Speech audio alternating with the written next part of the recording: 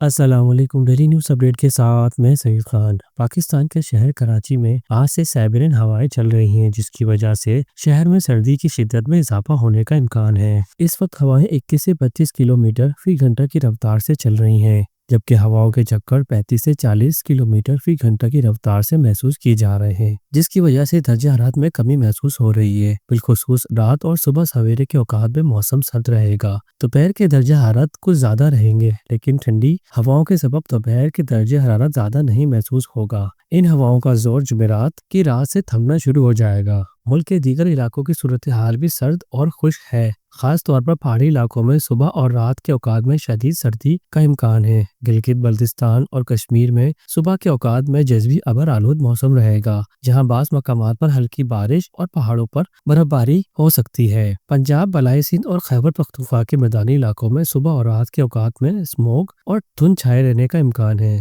جس سے سفر کرنے میں دشواری ہو سکتی ہے۔ محکمہ موسمیات نے مزید بتایا ہے کہ 25 دسمبر کو ملک کے بیشتر علاقوں میں موسم سرد اور خشک رہے گا، جبکہ پہاڑی علاقوں میں سردی کی شدت برقرار رہے گی۔ یہ سردی کی لہر خاص طور پر اس سال کی سردیوں کی ایک نمایاں خصوصیت بن سکتی ہے۔ ایسے ہی ہر پل اپڈیٹ کے لیے آپ ہمارے ساتھ جڑے رہیں۔ ملتے ہیں نیکسٹ ویڈیو میں۔ اللہ حافظ۔